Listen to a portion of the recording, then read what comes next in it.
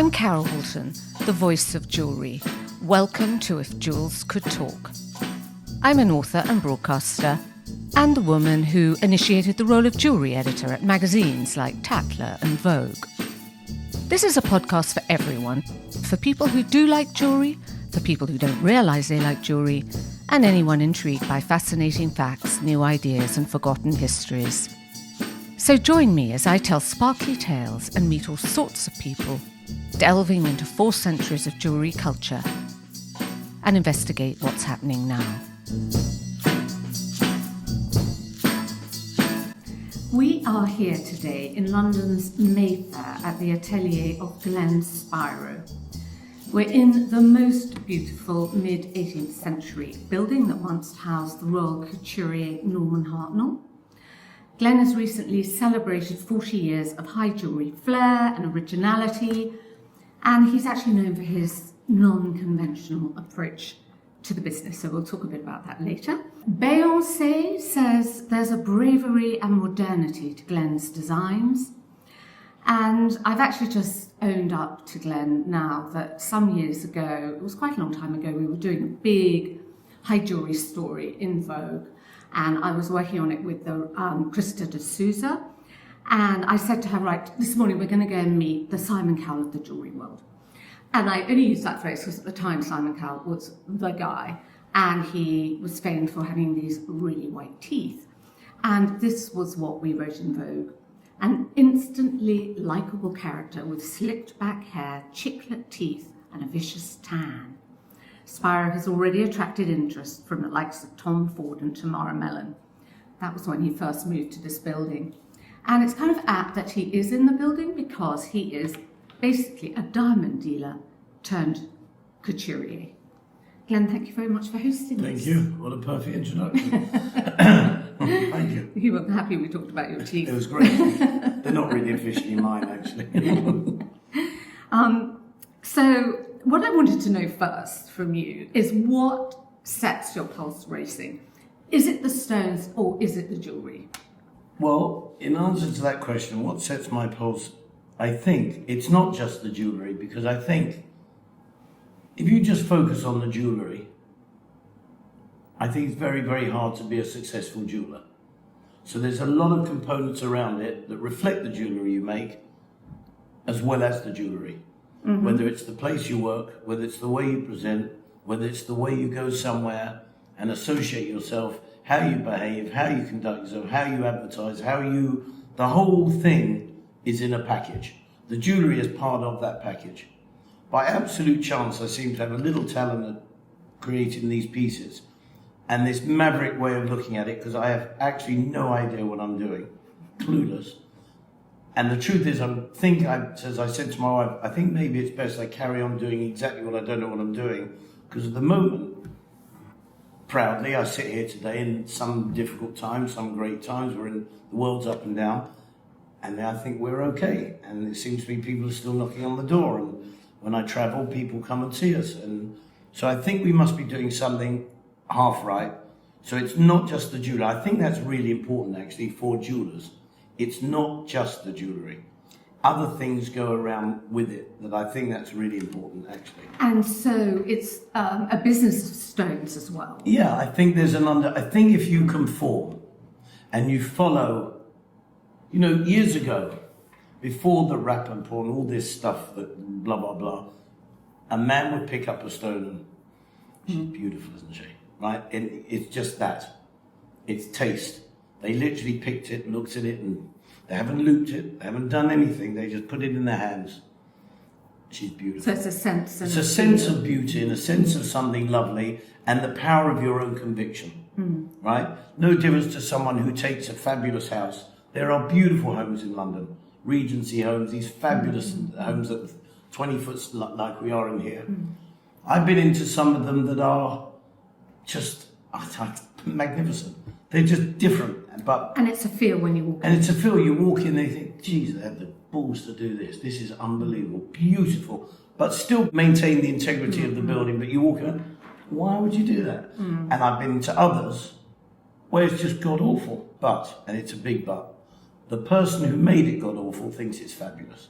so you can't say anything. No accounting for taste. No accounting for taste, but I'm a big question. You know, the truth of the matter is, great taste is in for the very few people in the world. Not everyone has great taste, if they think that's great taste. The majority do not have that way of thinking, but they think they've got great taste. So there's a fine line. You belong to a club that you're comfortable in. You stick to that club and stop. Don't try and dance at all the other places because you'll fail. So when you just said jewellery is a really difficult business, what were you thinking of? Well, you know, look, I started with a blank bit of paper. We don't come from great standing. We had a lovely family, beautiful, but who knew what the jewellery business was? You got a job, you made the teas, you made the coffee, as long as your teas and coffees were good. And I was very lucky to go to English Artworks. So you left school at like 15? Yeah, very young. And why did you leave school then? It wasn't of great interest. Honestly, I wasn't a super So you were student. bored at school? Not bored, we came from a place, You're quite young to leave. it was younger than that actually, Really? just before. But anyway, that's Well, by the I by. don't know. No, but How it was a old? bit before 14 and a half. 14? I was not officially, but I never. But look, the reality was, I popped back in occasionally. And what did your parents say when said I Do you know, leaving I school? think I don't want to say, they were very upset. They didn't, look. Have they forgiven you? The truth is, I wasn't a bad kid. And if ever I got myself into trouble, it was easy to get in the mess, but the art's getting out of the mess. So I had that as a young kid. I could talk my way getting out of it, and move on and finish. So I never brought trouble home, I don't think. And when I think back, I went into the jewellery business. I think my father knew someone and said, look, you can go there. So get this kid off out. my hands. hands. And I became a very good tea boy. Mm-hmm. And I cleaned the skins in those days, you know, the big skins. Yeah. So you're dropping the bits of gold and you're dropping, you're saying, then you get the lemon. The scraping, and so then we used to clearing have out a grate at the front door of the workshop. So when people came out the workshop, they shook because the floor shook, and then the gold sort of dropped from there. And I used to scoop that up. But so where was this? it was at English Artworks, Which is where? just at the top of Bond Street. It used to be Cartier's workshops. Okay. And I used to sit there and watch these men leave one by one, and this jewellery used to. And amazingly, there was stuff, because when you're spinning, so this grate, when you walked on it made you shake, and the gold fell, and then I scraped it up. And then they gave me, do you remember the 3D coin we used to put in the threepence? So they gave me one of those and said, look, if you can cut the Queen's head out, would you like to be an apprentice? Yeah, okay, how much do you get for that? They gave me a number, which was nothing. Cut the Queen's head out, I remember the film, wow, in the crown, it was tiny. And you learned, you went to be an apprentice. I did a full 8.5, 9 years. Became a master jeweller apparently, so I was good at what I did. So you just learned on the bench? Yeah, I sat at the bench, we did all aspects. How many jewellers were working there, goldsmiths at that time? There was polishers, mounters, enamelers. I would say about 14, 15 in London. Yeah. 14, but then then I got to an age of 22. Mm-hmm. And they had that big robbery of the blue diamond, pink diamond in those days, and they weren't insured. There was some myth, whatever. Coming up, we had to mount a ring and whatever. I had left already to set up a little workshop in Farringdon Road, which was minute. It's in my book, actually, it's tiny. And what did you want to do then? I have no idea. Just we got the carpenter fellow who was a friend of Dad's, a cab driver. We was carpenter the weekend. He built 4 benches. It was myself and Robert. And he wasn't very happy because he left English. I was very happy because I gave him his resignation without asking him. He was married with a kid, so he wasn't happy. But I said, I think we do really well.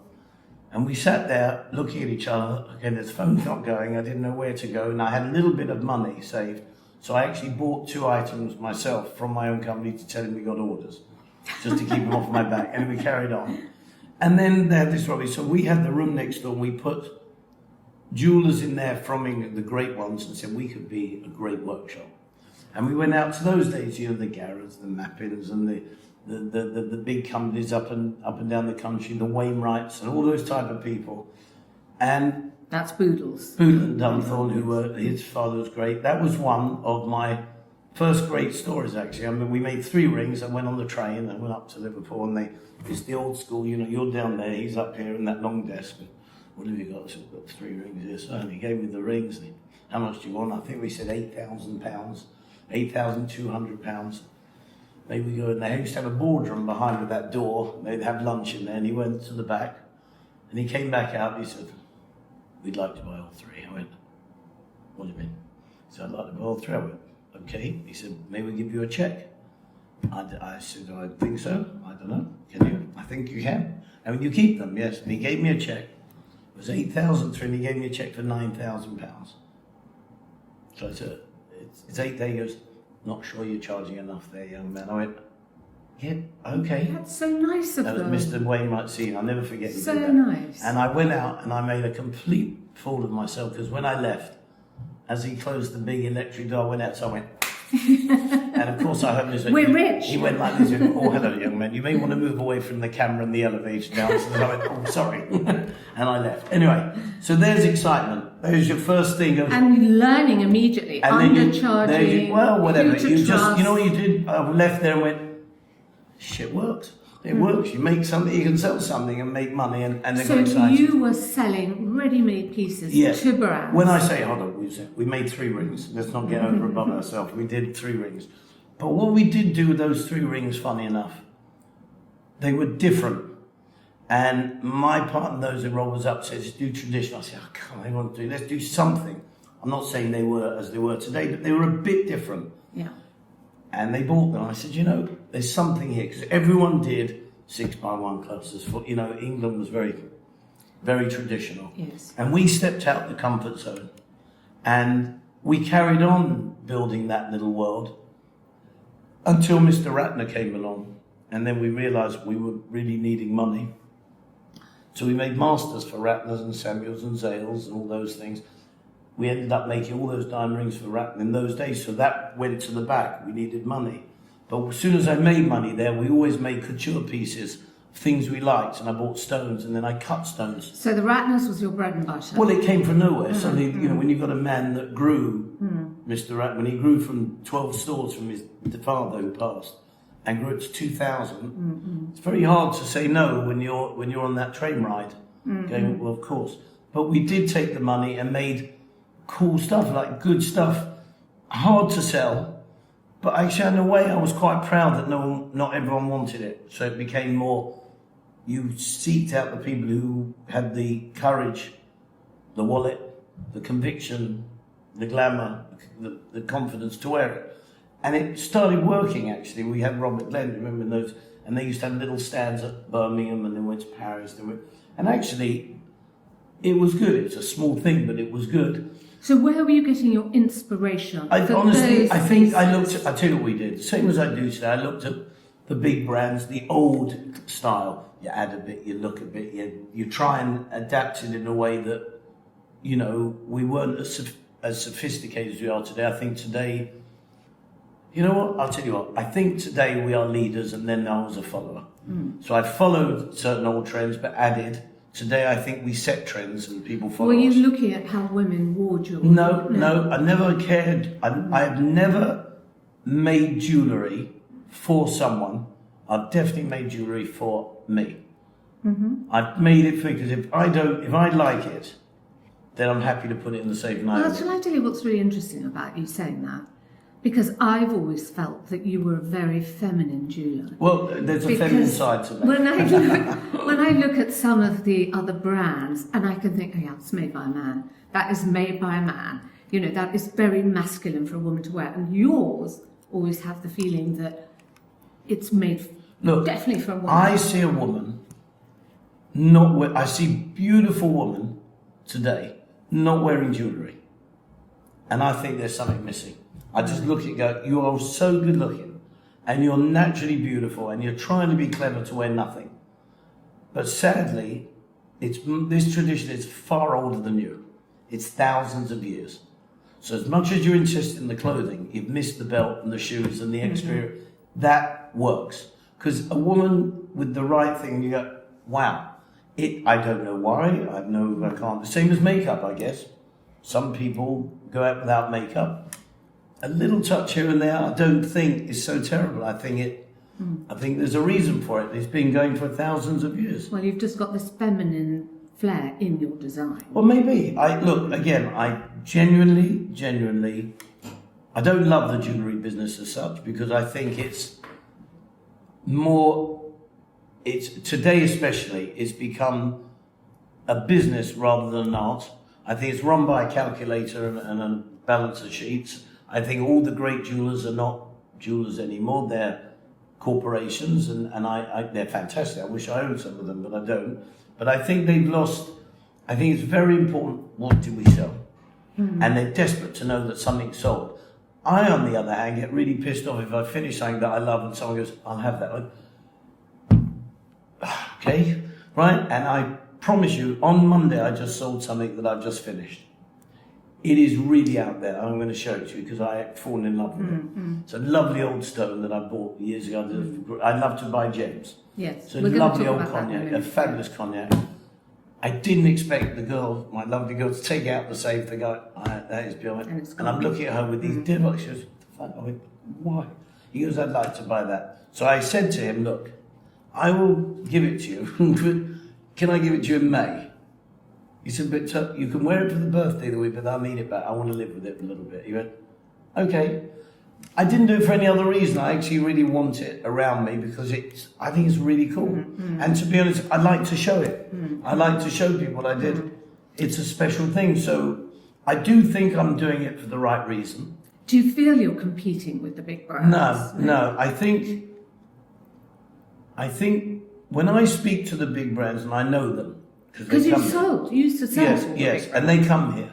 I've given them jewellery for many years, without mentioning names. The biggest brand, they come, they can't advertise it, they don't put it in the window, you can't walk in the catwalk or whatever, but they do present it. When it comes back, you stamp and they take it off.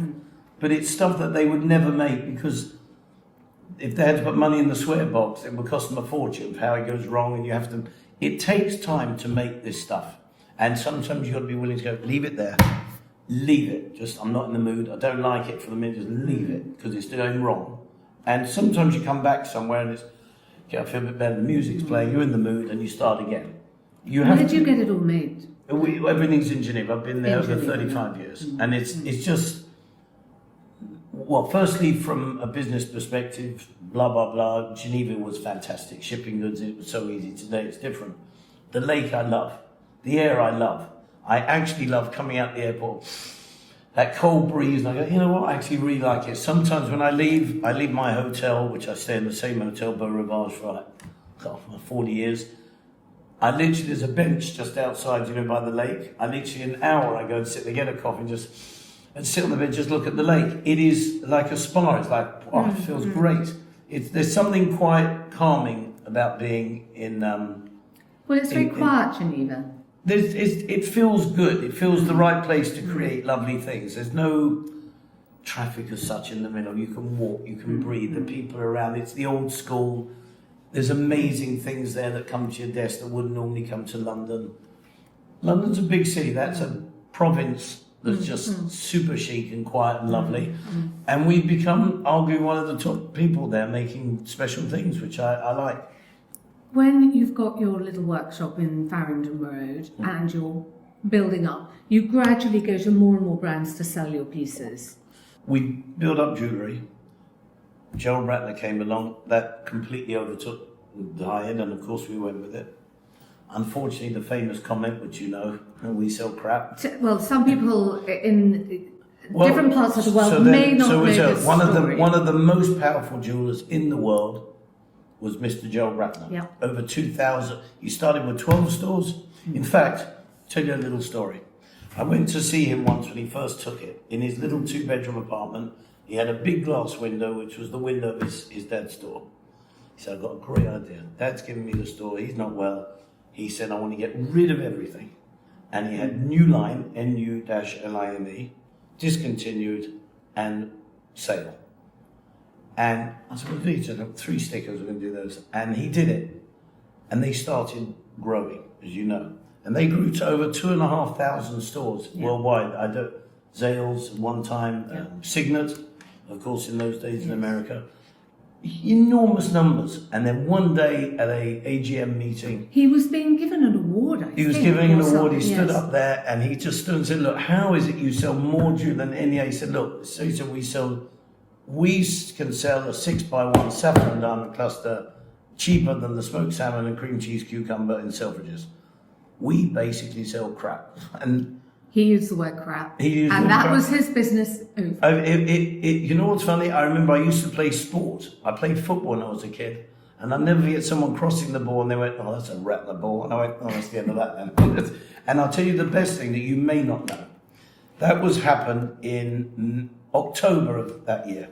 In January of that same year, Ratner's declared that any diamond-related product that you were not happy with, you could get a full refund in 12 months, within the 12 months, thinking that most women, when you receive something from your man, you're not going to go, can we get the money? No. So they banked on it. The day crap came out, I don't know that, it was like $500 million, $400 million came back in for cashiery, and that's what buried them. So that's where it came from. It was the return of goods. I see. They didn't want crap jewellery and they gave it back. That was an issue. So perception is all. Yes, it is that. So then basically we went through tough times. So maybe he did you a favour there. Look, life is all. Look, if you don't. Because you wouldn't have gone on. Look, you know. If you kept making. Do you remember crap. that? You remember the door. You remember that film Sliding Doors? It's Yes, sliding doors. yes, It doesn't. yes. I haven't. The moments I've cried and been sad. You know, they say your worst of times is your best of times. Mm-hmm. So I can definitely tell you all the bad times. And they're more interesting today than the good times. Because the good ones are obvious, they're great. Bad times is when you fall and get up and go again, and again, and again. And I definitely had 4 or 5 proper times that you sit and go, poor. And that time happened just as my son was born. That was 3 years ago. And we moved out of the house, got the bed, oh shit, I've got nothing, off we go again. And I opened a little workshop on, what's the walkway of Bond Street? Oh, South Morton Street. Whoever that was in the audience, thank you very much indeed. There's many people here, thank you. South Morton, I had a little office, and I started making really beautiful jewellery. I had whatever I could. I got a loan from a friend, and I started buying old stones again. And I said, I'm just going to make really cool stuff, and it happened. And I'm going to tell you an amazing story, actually. I'm going to tell you an incredible story that I don't tell often. I made this jewellery, but I sat there with my son and thought, you know, I can do this, but it's really tough. The chairman of Christie's at that time was someone I knew, and he really liked me. Francois Curie? No, it was a guy called Christopher Davidge. Okay. And he was the chairman worldwide of thing. I knew Francois through them, but he was the chairman. He said, Glenn, we'd love you to come to Christie's. I said, I never worked for him. It's been ages. I'm now a young man, but he said, Glenn, we'd like you to create jewellery for Christie's and come in with us to help us with the gems. I said, I don't know, it's this. But I used to go home when Joe was born, and I went, I can't have enough money. It's so difficult, and it's lovely making it, but there's a balance here, as we know, with 99% of the people in the industry. And I asked someone one day, I knew a man, was my first wife's cousin, was a man called Gilbert de Botton. He owned Global Asset Management. He certainly doesn't know me very well, but he was very successful. As much as I love my family, I didn't actually have a mentor or someone to ask. I went along to his office and I said, here's the situation. Christie's there, me here, and he sat me at his desk, he got an A4 paper and he went, this is the world. And he got his pencil sharpening his pencil and he went, this is England. This is London. Where do you live in London? And told me, he goes, my pencil will not go in the dot. But if you remain on your own, it's a 99.9%, you will stay in the dot. But if you go to Christie's, you will see the world. Don't follow the dollar, follow your heart. I went, whoa. He said, and I left there, he was in St. James, I walked straight into Christie's office, and I took the job there and then for very little money, and they made me head of LA. There was no office, there was nothing. So you built it? He said, look, maybe you can do so. I said, look, don't pay me. I'll do something, and we did a deal, and he let me go, and I built that into in Hong Kong, because we worked very close to Hong Kong and New York. So they had a massive trust. He just said, go. I didn't take them. I said, look, you don't let me try. I became head of their jewellery department with Francois making the pieces. And dare I say, it was. I can't tell you how I saw things in the world. Why would I see the world? Most people, you you pop in and pop out. I saw the world through the Christie's eyes. People coming to see me, I go, who are you? You know, whether it was Estée Lauder family or people from Asia or the Ho family, people, I go, wow. So then I had confidence. Did that build up? Because you have quite a kind of celebrity following. Is that where it No. built So just to say one thing. Firstly, I didn't look at that. It just gave me the confidence. There are people in the world that love great things, not just the 12 I know that live around the corner and over there, or you read the newspaper. There are some very, very extraordinary people in the world. That was amazing to give you the confidence to start following your dream to make great things.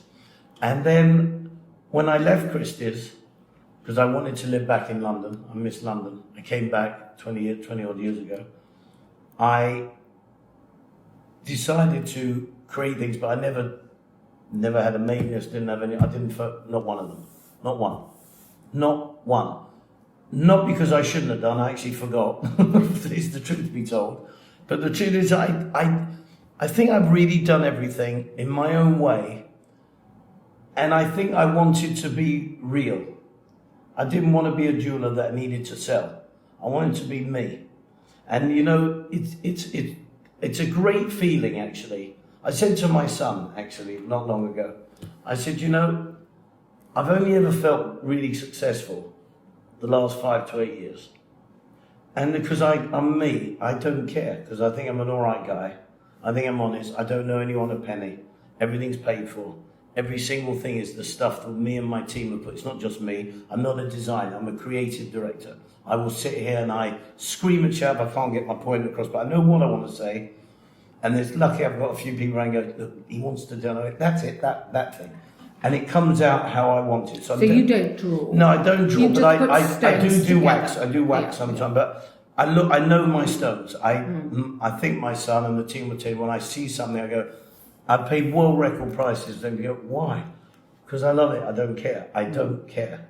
But I know it's not just the value. I trust my nose for beauty. My son called me in an article once, which I nearly got upset about, but actually I think he said, my dad's an erratic genius.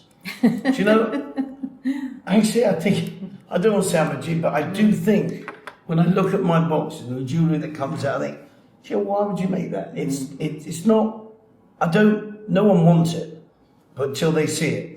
And I think that's what I'm excited about. One thing I remember years ago that you showed me was that you'd found an old sort of 50s gold mesh evening bag and you'd cut it up and you made these It's so nice. Were they aquamarines? No, they were, I've had two. One was with emeralds, it's in the book, and then I made another one with diamonds. They were just so beautiful. That was the old handbag. Really beautiful. And that was two sisters fighting over a handbag. They went to put it in auction. And they asked me, I said, look, I was at Christie's at the time. And they said, can we put, I said, look, why don't you put it in very low? Because I actually wanted to buy it. And by chance I paid, but I bought it myself. I had that, and I literally sliced it down and then cut them. They were so chic. The wide top. Yes. It's beautiful. Yeah. They're really lovely. So I think that's what Beyoncé means when she calls you brave. Because actually, you show me a lot of stuff when I come around, and there might be like a wooden bangle, like a cuff, like almost like a tribal cuff, but then it'll have this 20-carat Golconda diamond in the middle. And it's a sort of mixing of things, and the way you'll set some extraordinarily rare stone, very simply. If you go back, this fella here, Mr. Cartier, that's all his original drawings. They didn't make those in those days. Remember that. That's a maverick. Made fabulous things. If you took if I go back, the Bulgari days, they were mavericks. You know, they were Van Cleef, they were fabulous. Today, they're great brands, but they have enormous financial exposure. They have shareholders. And once you've got people on the other side, how much you've got to make, you've got to have real courage to step out there and say, let's just make what we love. No, we make what the customer wants. And I think it takes real guts to create something. And you look at it and go, I don't like it. And I've done that. I have spent a lot of money and I'm looking and I've gone all the way because I thought, sod it, don't waste your money, go. And at the end, I go, you know what? No. They go, are you mad? We've done the button. It's not. I've seen a woman put it on, and they will give me a proper check, millions of dollars for that thing. I go, I'm so sorry, it's not right. The girls will tell you, they'll come in and tell you the story. They go, I love it. I went, I don't. And I can't give it to you. You go back to the drawing. And I take the stones out and start again. And I'm not doing that to be clever, because trust me, I go home with a knot in my stomach. A waste of energy. But I actually don't like, if I don't like it, I think that's the pleasure I have now. I really, you can indulge. I can indulge, and I want to love what comes out of it. Even to the packaging, even the boxes I like to make, even the way I don't know, the way it's presented. I just love the thing. I actually really do love the thing, and I don't make cheap things. When I say cheap, I think they're good value. And you never know who's going to buy it. I have no idea. But I have no idea. Actually, I don't care. And do you know, I do care, but I don't care. I just know, do you know, someone will come in, or you just bump in and say, you need to come in on Tuesday. They go, you come Tuesday, I'll give you something. What? And I think 9.9 out of 10, and they go, can I see something else? No. I can sit at a table with anyone, I'm proud, I sit with whoever. But I do not socialise to make a sale. There's no question that this product has allowed me to befriend, in 30 years, some really cool people. Most of them are not my customers. They're not my customers. 80%, maybe 90% are not my customers, but they're there. But the people close to them become customers. So how did Beyoncé come to you? I'm a friend. We're friends. I'm very friendly with Jay. We're good. We're proper friends. Before anything, and he is. But there's other a lot, but just friends, not customers. They're just good people. But then she bought this butterfly. She bought a papillon. She bought your papillon butterfly. Yeah. And then she donated that to she the loves V&A. museums.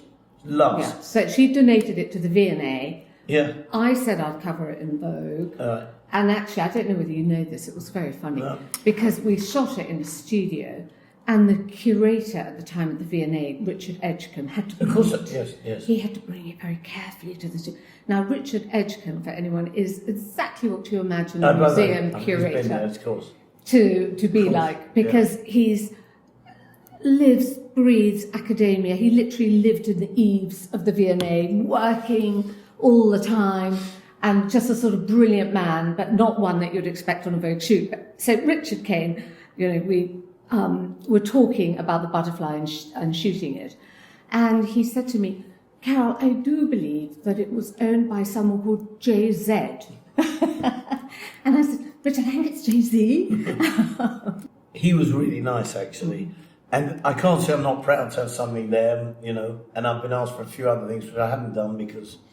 Well, they have told me it was the most visited piece. Yeah, they said the number was extraordinary. And it's just galvanised young people to come into the gallery and have a look. And she did a great thing. Look, she said to me once, we are artists. Well, do you know, I think we are artists, actually. I think anyone who takes something to be something that you believe in, you write a song, my daughter now is an artist or singer, but she writes stuff that's from here.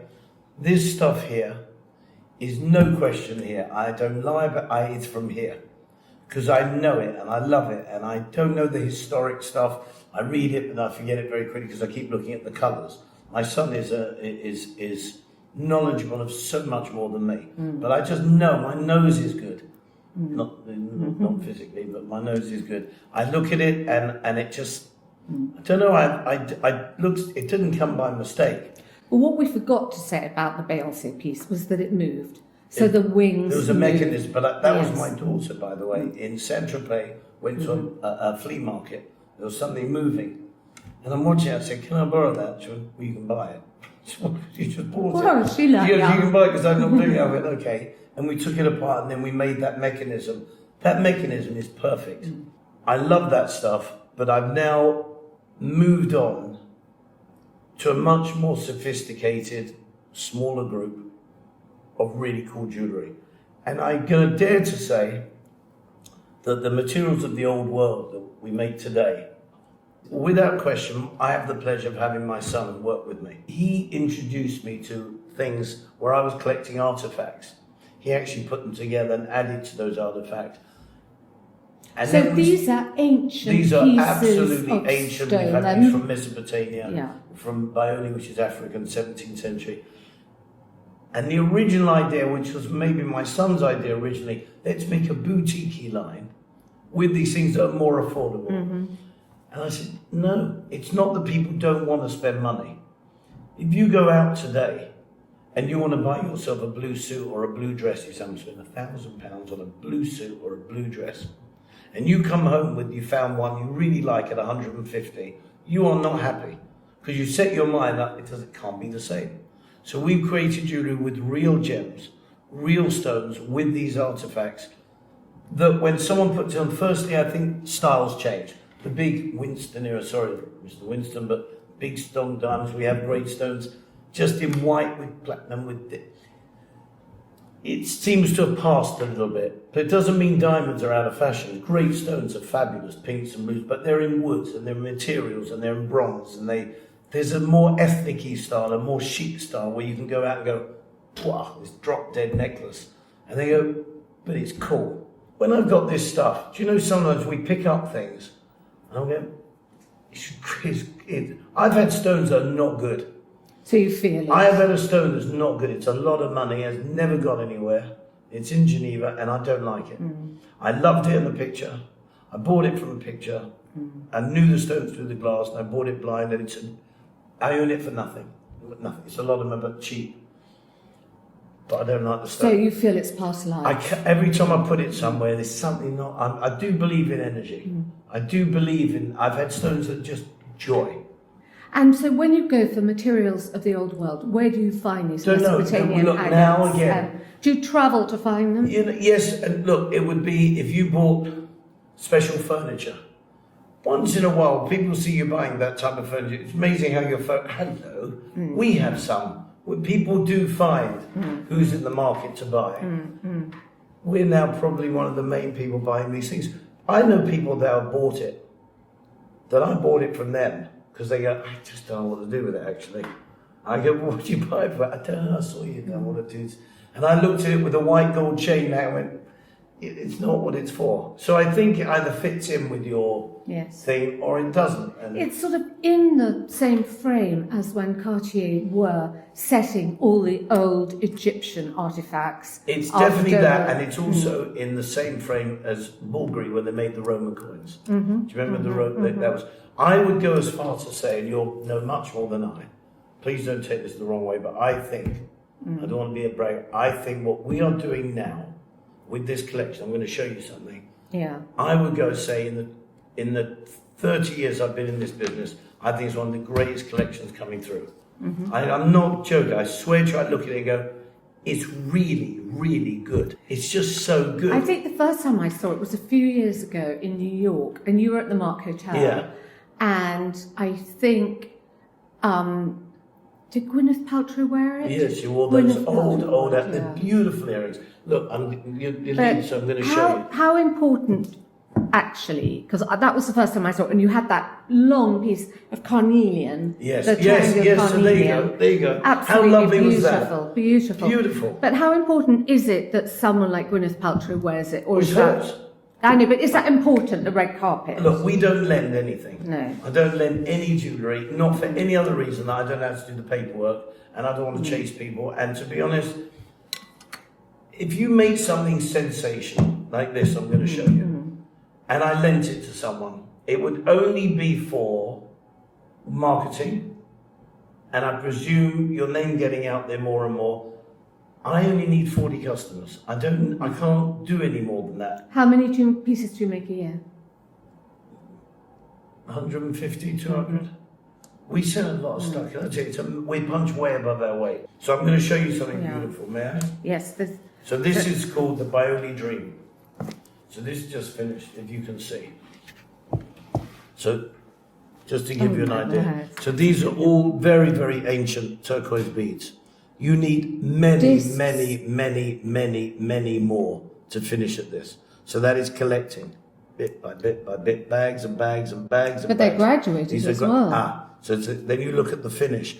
This is Baioli. This is 17th century. This was a brooch that they used to make. So if you look now, then this beautiful cognac diamond in the middle, you see, and if you look at the back. It's fabulous. So this now is worn. So where was that made? Where was the Baioli brooch made? This was made in the 17th century in Africa. Mm-hmm. It's an African tribe. Yeah. It's all gold. Look at this. This is all done by hand. All uneven, but beautiful. All, I mean, fabulous. I just added our twist. Mm-hmm. These were added. And then what happens is you remove this. I made this beautiful old chain, which is my style of like 7 strands. This comes off and it sits on here. So literally you sit with this gold thing, which is just cool as hell. And then you can wear this on its own. Just as the colour is exact. This is couture, whether you like it or don't, even the finish at the back. You know how we finish everything. It's all done. It's a real piece of art. Yes. That's what I think. And it's gone. But it stays with me now for 3 years. I told you that's the one. This is the one, okay. And I said, no, you can't, please leave. So this goes back to the Simon Cowell reference. This has the X factor. Yes. I think look, it's not for everyone. Don't get me wrong. You have to be confident, cool, chic, have style, have confidence. People go, who's it by? It's not bold. I don't say all the names. It's my piece. When you go into any business, I actually don't have the drive to build a big business because I don't believe jewellery is a big business. Mm-hmm. I still don't believe jewellery is what I think the low end is a big business. Yeah. The middle end is a lesser business and the high end is a small business, in my opinion. When you see great art galleries, it is not a business to have 250, 300 stores around the world selling magnificent art. We have a gallery there, we have one there. And we work with you can sell $1 billion, but it's done quietly, humbly, and with a few people. We're in that part of the world with great things. But I think you need 3 things. You need to have some sort of talent. The rest is your hustle and how you work ethic. But you have that talent that you believe in. But that's why few people get through the tube. You can't, it's not that big. It's a little tube it's not easy. So this is Baioli. This is small Baioli. This is perfect. This is absolutely perfect. These are all old Cartier 1950s citrines that I collected. This is all Baioli. I just think that's an old trapezoid.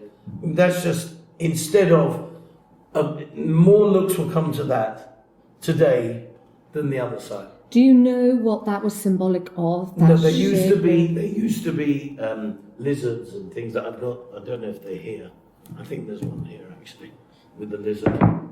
So it was sort of animal. Look, I'm going to show you something else actually. When you finish that, you'll like this one. Okay, that's beautiful, beautiful, beautiful. And now look at this. I'm just giving you a small selection, but on the materials of the old world. So this is a 14th century garnet. I found this in the middle of nowhere. But look how chic this is. Look, you see the double, it's Gemini. Oh, yes. You see the double head? It's beautiful. So now we found these old spinels. Beautiful. This is the colour of them. I mean, to me, what?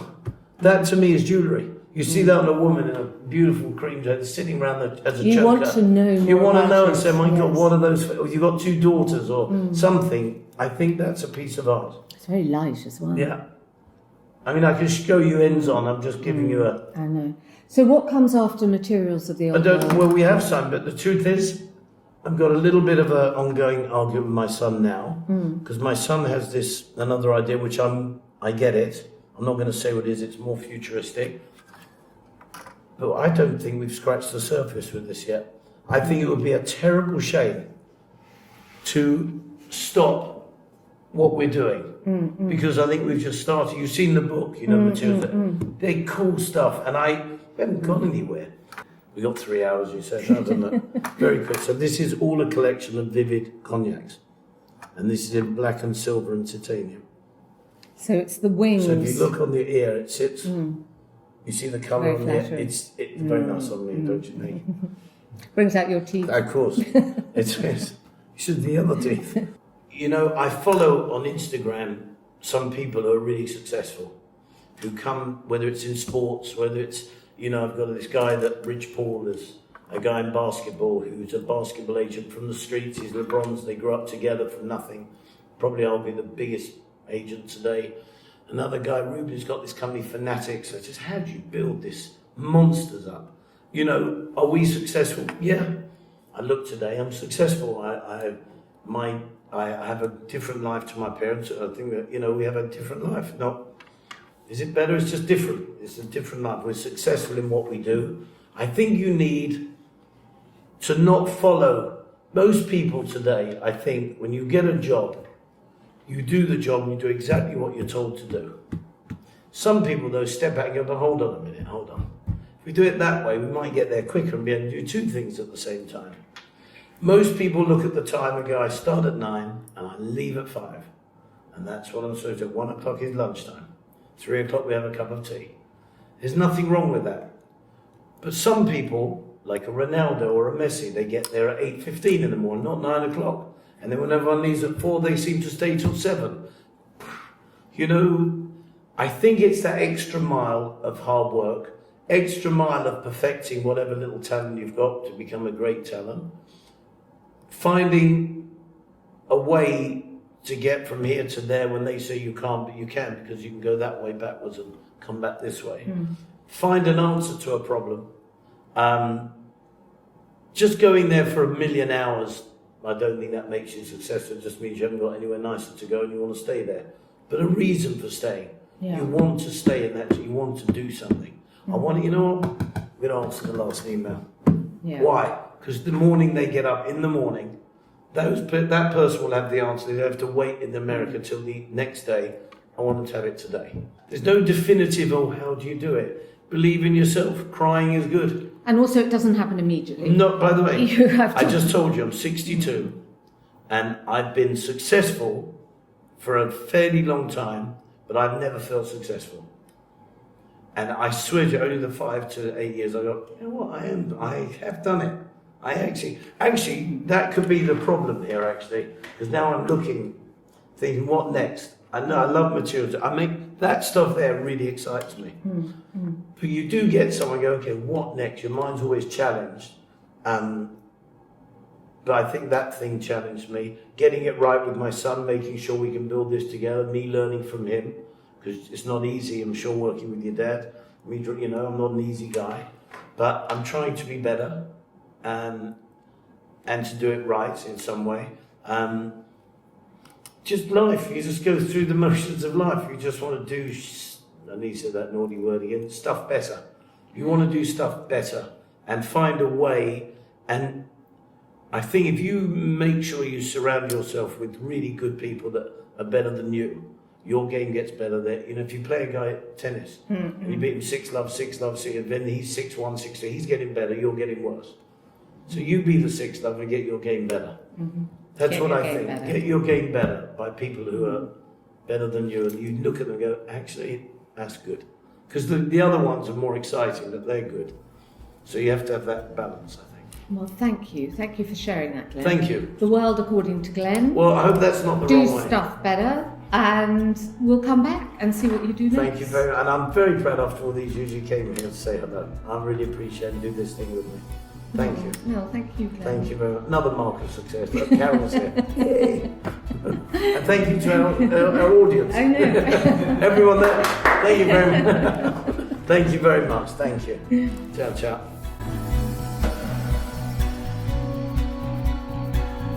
Thank you for listening. For this and other episodes of If Jules Could Talk, please go to our website, carolwoolton.com. Share it any way you can, and we love to have a rating and a comment. We're on YouTube, Instagram at Carol Woolton, and the book of the podcast is available in all good bookstores and on Amazon, If Jules Could Talk. And join me again in 2 weeks for the next Jules Nugget. I'm not going to tell you too much, but we'll be inside a genuine icon in London. So join me then. And thank you for listening. Bye-bye. If Jules Could Talk with Carol Woolton is produced by Natasha Cowan, music and editing by Tim Thornton, graphics by Scott Bentley, illustration by Jordi Labanda.